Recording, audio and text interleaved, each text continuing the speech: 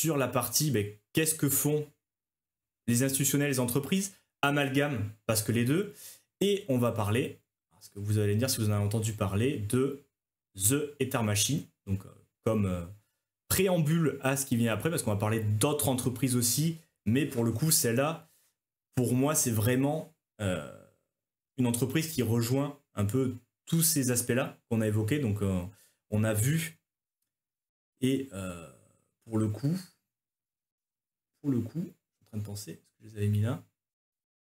C'est un peu le bordel dans mes slides, dans mes onglets, mais je voulais vous parler des ETF avant, et je l'ai effacé. On va commencer, je pense, par les ETF, parce que ce sera plus simple. Alors attendez, je vais aller chercher. Et pour Ether, parce que là, on voit quand même une histoire bien différente des derniers mois, où on a eu les quelques derniers mois des entrées positives, avec 3 semaines consécutives d'entrées positives. Donc là, c'était une première. Là, ce qu'on a, c'est non seulement 3 semaines consécutives d'entrées positives, mais pour le coup, avec des sommes à 3 chiffres. Hein. On parle de 383 millions. La plus grosse journée, 726 millions. 500, donc là, il y a des journées à plus d'un demi-milliard en fait qui rentrent en inflow. Et pour le coup, les flows cumulatifs, alors qu'on nous disait voilà, en mars que c'était fini, machin. Vous avez vu les lancements. Si c'est exactement le tracking, parce que ça commence le 25 juillet, c'est pour ça que j'ai dit on était un peu après la date anniversaire, mais pour le coup, là, c'est Feliz Cumpleaños, hein, parce qu'on est en train d'augmenter de manière significative. Et ça, il n'y a pas d'arrêt en vue. La trend, elle est... c'est même pas linéaire, là, on parle ça monte droit. Ça monte droit, et depuis le mois de juillet, c'est pour ça que je dis que la trend a largement shifté depuis les dernières semaines, mais spécialement sur juillet, en fait, hein, parce que là, les nouvelles qu'on va voir, il y a 2 mois de ça, on n'en parlait même pas. Et il y a 3 ou 4 mois en mars, quand c'était bien déclaté avec un Ether going home à 1400, alors là, il n'y avait rien du tout de ce qui se passait actuellement. Donc le mood a quand même bien changé. Voilà. Maintenant, on va pouvoir repasser sur mon... Voilà. C'est le bordel. C'est le bordel, je vous l'avais dit. J'avais... Après... on va y arriver, vous inquiétez pas. Parce que c'est mieux de le voir comme ça, je vous assure que c'est mieux de le voir comme ça. Dans ma tête, c'était clair, sur les onglets, c'est pas du tout. Mais on va y arriver. Les données, donc on va le voir après sur la partie on-chain aussi, supply d'Ether. Donc en ce moment, on tourne autour de 2500. Je vous avais montré, il me semble, dans le dernier live, comment aller regarder les supplies d'Ether, hein, parce que vous savez que depuis le passage au proof of stake, Ether peut être déflationnaire, parce qu'il y a du burn si jamais il y a beaucoup d'activité, mais peut être aussi inflationnaire. Donc par ailleurs, elle est beaucoup moins inflationnaire depuis qu'on est passé en proof of stake. Hein. Avant, c'était 14 000 Ether par jour. En ce moment, on a 2500. Donc 13 millions de nouveaux Ether émis chaque jour, hein, donc, avec le proof of stake. Hein. Et alors là, c'est du coup un tweet du 23, 534 millions, mais vous voyez que c'est même pas la journée qui a le plus pumpé, hein, 523. On en parlait 22. Alors lui, il parle pour la journée d'hier, et vous la trouvez ici, hein, 533, 22 juillet, 534 millions. Donc il y a des jours où ça a dû être un plus gros multiple. Mais dans l'idée, ce qui est rentré sur les ETF, donc uniquement sur la journée du 22, du coup juillet, ça représente 58 fois ce qui est émis par le réseau. Donc en fait, on avait déjà cette discussion en mars avec les ETF Bitcoin. On disait, ben regardez, il y a tant de Bitcoin émis. Les ETF, ils sont en train de bouffer ça x10, x5, x3. Là, sur Ether, en ce moment, on est sur du x58. Donc là, on peut commencer à avoir cette notion en fait, de supply choc, parce qu'il y a un certain supply. Donc on l'avait vu sur les exchanges qui est de plus en plus bas. Hein. Rappelez-vous la courbe, je ne l'ai pas retrouvé spécialement pour ce live, mais on sait très bien que le supply sur les exchanges n'arrête pas de baisser. On sait, et on le verra sur la partie hot-chain, qu'il y a de plus en plus de séquestres, que ce soit au niveau du staking, que ce soit au niveau des entreprises, que ce soit au niveau... Là, c'est les ETF, ça peut être aussi à double tranchant, on est d'accord, mais dans l'idée, il y a en ce moment plus de gens qui veulent garder leur Ether que les vendre, plus de demandes que d'offres, et c'est pour ça qu'on a aussi le prix qui se maintient. Là, on est en train de voir clairement ce qu'on a vu sur Bitcoin, hein, avec les ETF qui bouffent 58 fois, et ce tous les jours, hein, parce que Ether, c'est pas une journée, ils produisent 10 000 Ether, un autre, il en produit 14 000. Vous voyez que là, c'était Proof of Work, donc avant The Merge, hein, donc en 2022, avec 14 000, 15 000 Ether créés chaque jour, et depuis, on a un Ether tantôt déflationnaire, donc là par exemple moins 12 000 qui ont été burn, et dans l'idée, bon, ça se maintient quand même assez flat, aux alentours, bon, 1000, 1200, 2000, et dernièrement, 2500, 2522, 2400, 2400, 2700, 2800, non, c'est la ligne d'en dessous, 2600, 2800 Ether, 2900, 3000 Ether, 2000 Ether, donc là c'est les créations journalières, hein, mais vous voyez que c'est quand même assez régulier, plutôt inflationnaire, hein, depuis certains mois, parce qu'il n'y a justement pas énormément d'activité, même si ça pourrait être amené à se réveiller. Et du coup, ben, on a ces créations d'Ether. Je sais pas, en moyenne, on est peut-être à 2500, peut-être un poil au-dessus, entre 2000 et 3000 Ether créés chaque jour. Donc forcément, là, si on a les ETF qui en bouffent jour après jour 60 fois ce qui est créé, 50 fois ce qui est créé. Vous voyez, 530 fois, c'était 60 fois. Donc après, tu peux faire tes petits pourcentages, mais 726, on est à beaucoup plus. 322, on est peut-être à 1 x 30, 1 x 40, je sais pas. Mais au bout d'un moment, ça commence à se répercuter aussi. Parce que ça, c'est des ETF spot. Donc forcément, s'il y a un supply qui est de plus en plus faible et ça n'arrête pas d'acheter, au bout d'un moment, ça va bien finir par se répercuter. Donc ça, c'est pour la partie ETF spot, donc qui est une des forces qu'on a vues sur ce cycle. Mais ce qu'on est en train de voir de nouveau, d'où l'introduction, est-ce que je vous ai fait un petit spoiler juste avant, c'est la partie entreprise, trésorerie d'entreprise, donc une partie, et la partie investissement institutionnel dans ces entreprises, parce que pour le coup, c'est pour ça que je voulais commencer après l'introduction sur les ETF, les entreprises, les institutionnels qui voulaient investir, et ce qu'on verra à mon avis sur d'autres cryptos. Ce qu'on est en train de voir en ce moment, c'est le playbook MicroStrategy sur Ether, et notamment cette news qui, comme je l'ai dit, cette entreprise va combiner un peu ces deux aspects. Donc la première, une des premières, peut-être la plus grosse parce que ça se tire la bourre en ce moment, Ether Machine, donc une compagnie cotée en bourse, hein, en bourse, donc au Nasdaq, avec son ticker, tout bien. Et qu'est-ce qu'ils veulent faire? Donc on va aller le voir. C'est quoi leur but? Donc ça a été annoncé cette semaine. Et on va aller voir après les réserves, les entreprises qui sont en train d'accumuler de l'Ether pour leur trésorerie. Alors juste pour la partie trésor ou dans le but, comme c'est le cas pour The Ether Machine, de proposer un investissement aux institutionnels et un investissement qui apporte du rendement avec la partie staking et restacking. Donc là, justement, sur la partie ETF Spot, on n'a pas encore, même si c'est dans les tuyaux, cette possibilité de faire du staking, restacking.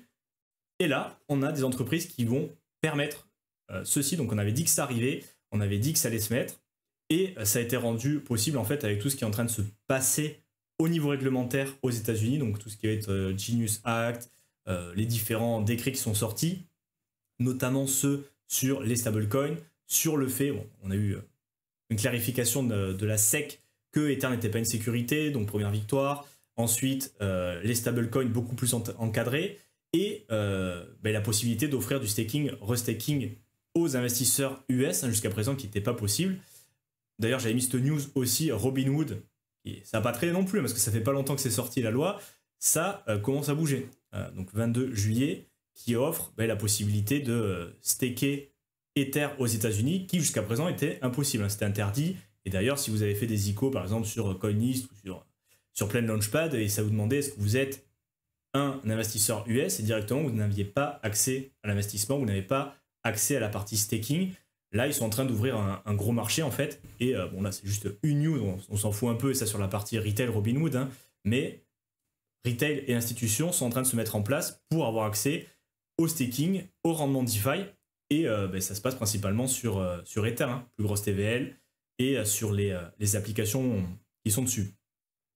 Donc Ether Machine, pour la petite histoire, qu'est-ce qu'ils veulent faire? Donc là, c'est juste ce qu'ils racontent. Après, on ira voir peut-être voilà, un article récent traduit, parce que l'article en français, il est un peu plus vieux et il n'y a pas autant d'éléments, mais c'est intéressant parce que vous allez voir, c'est juste une entreprise.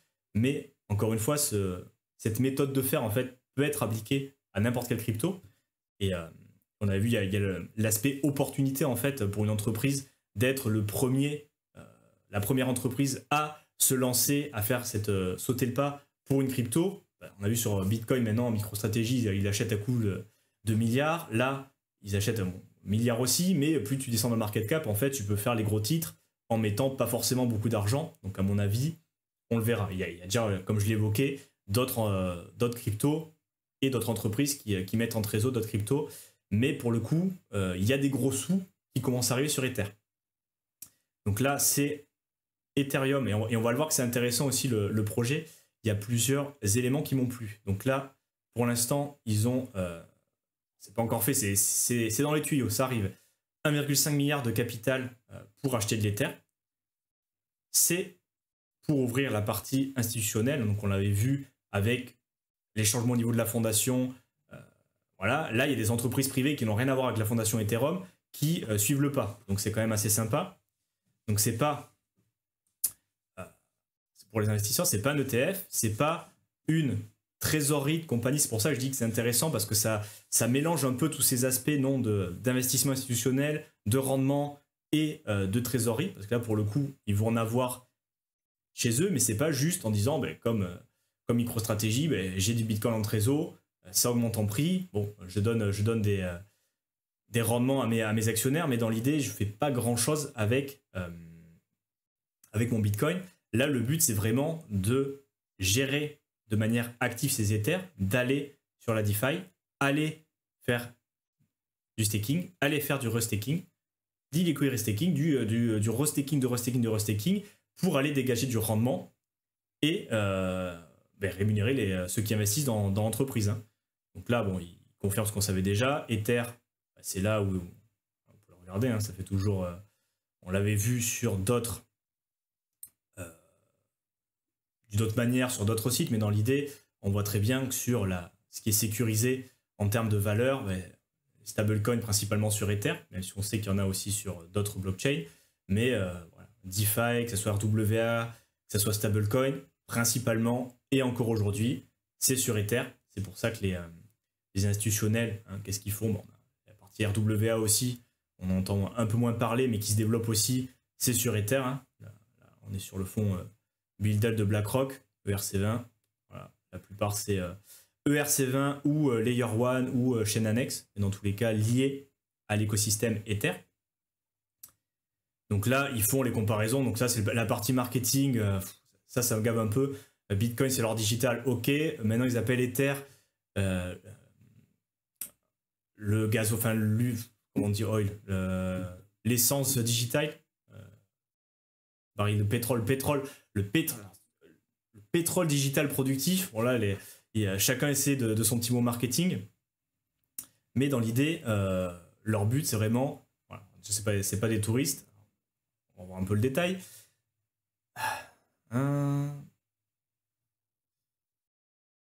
Staking, restaking, ce que je vous disais, ils vont vraiment le gérer de manière active.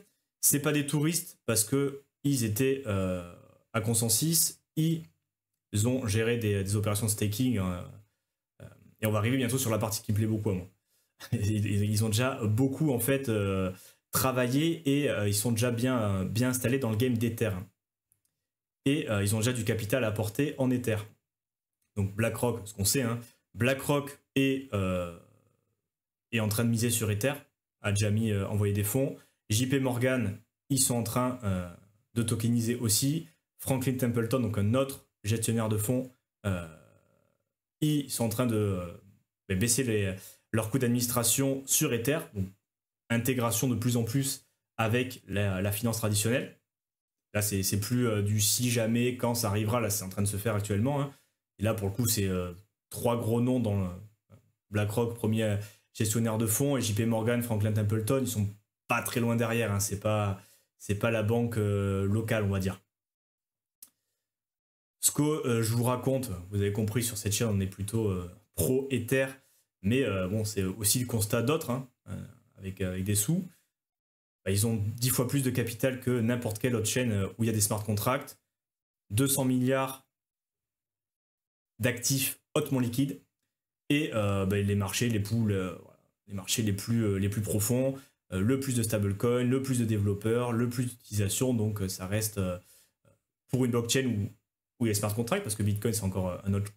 Ils existent aussi, mais c'est quand même pas pratique. Hein. On va pas se mentir, c'est pas aussi bien fichu parce que c'est pas fait pour ça aussi. Et qu'est-ce qu'ils veulent faire? Ils veulent posséder de l'Ether et le faire directement de manière transparente, c'est plutôt bien.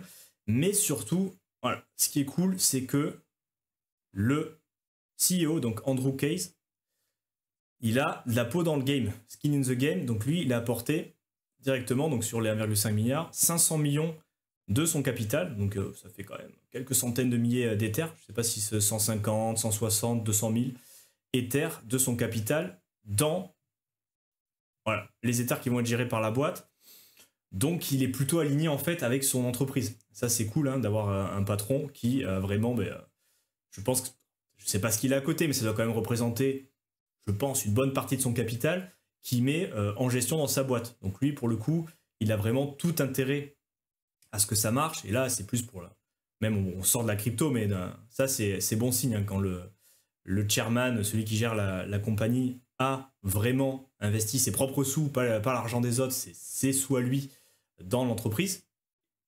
En général, c'est plutôt bon signe. Ça veut dire au moins qu'il est aligné avec le fait que l'entreprise marche. Hein. Il n'aura pas...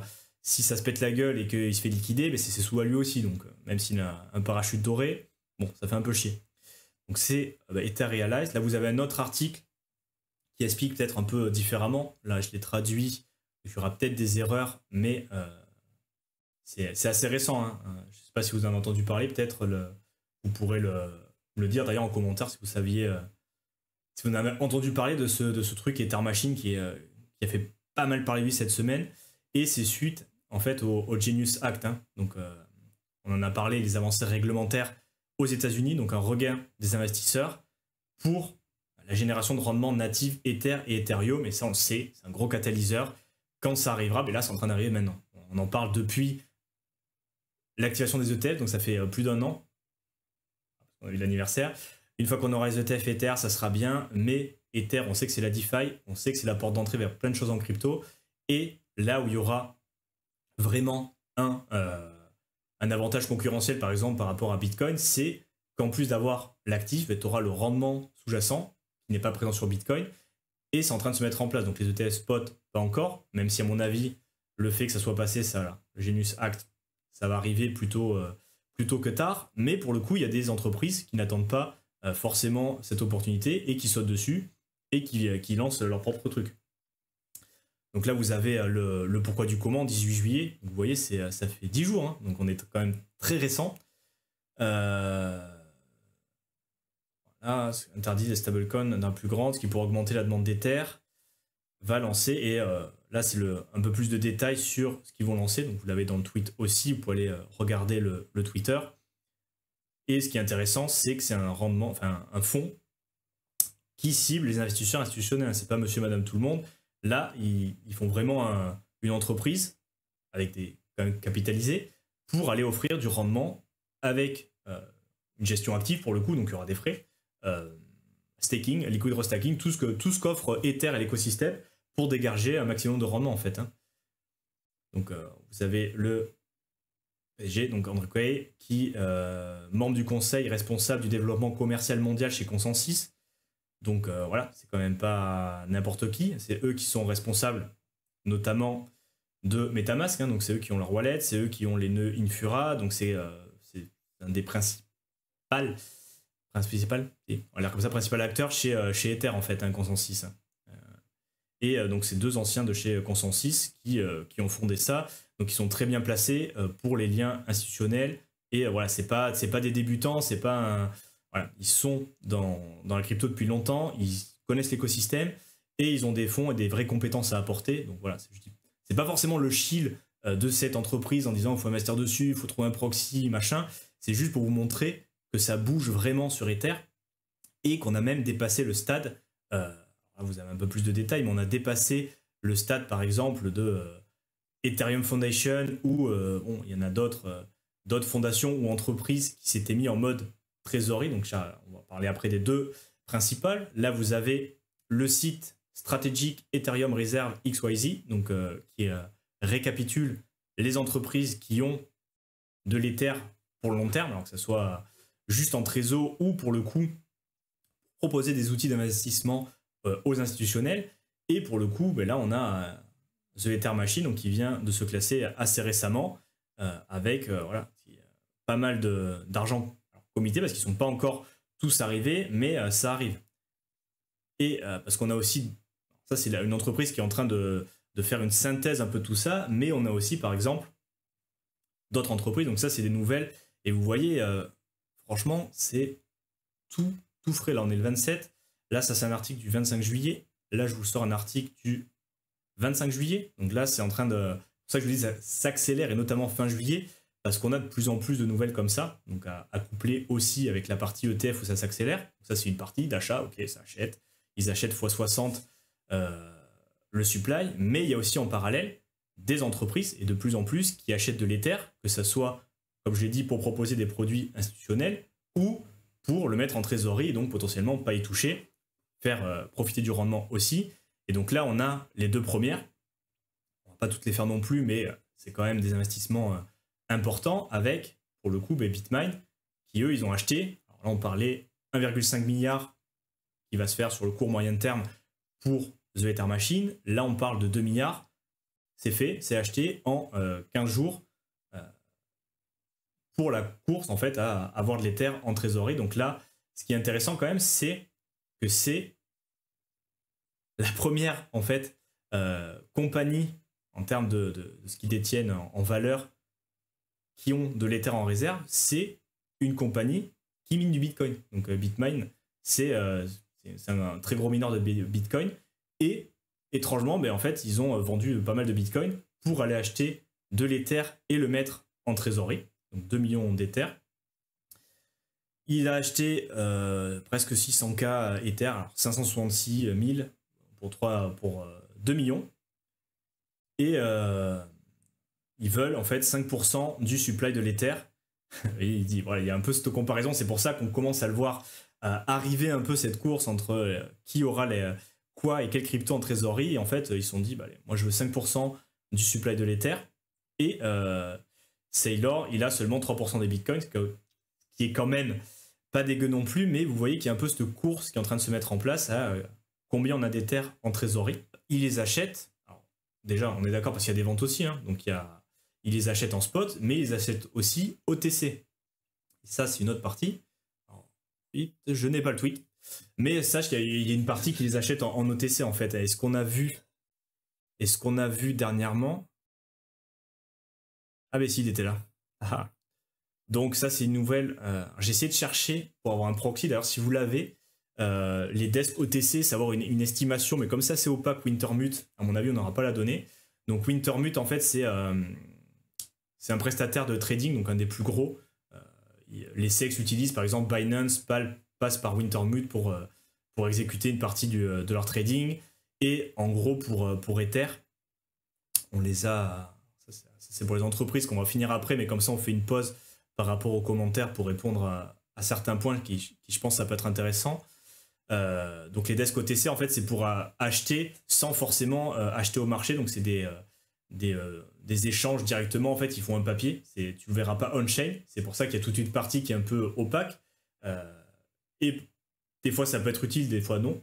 Voilà, tout simplement, s'il y a des ventes OTC, tu ne donnes pas le prix, s'il y a des achats OTC, c'est opaque, donc tu ne sais pas qu'il y a des entreprises qui sont en train d'acheter, mais potentiellement tu as ce genre de nouvelles en fait, on a acheté 2 milliards d'Ether, alors tu l'as pas vu passer l'achat on-chain, parce que ça s'est fait OTC, et tout simplement ils vont voir les entreprises, ils leur disent écoute, on se fait un papier, je te transfère 200 millions, 2 milliards dans ce cas-là, pour acheter de l'Ether, toi tu me fais un papier bien signé chez le notaire, avec les équipes légales qui ont bien taffé en disant ok, ce portefeuille qui est géré par un tiers, c'est pas un MetaMask sur le compte du stagiaire, hein, c'est comment ça s'appelle, des custodies officielles, voilà, avec Wintermute c'est un tiers qui fait le trading, mais tu as des tiers qui font du stockage avec du multisig ou même l'autre système encore plus pointu, où on dit ok, je transfère où ce portefeuille il est géré chez lui, donc on dit que maintenant c'est toi qui l'as, tu m'as bien versé les fonds, et du coup c'est une vente qui apparaît pas on-chain, aucun transfert, mais pour autant c'est bien une entreprise qui a acheté pour 2 milliards d'Ethers, et ça peut ne pas avoir d'impact sur le prix.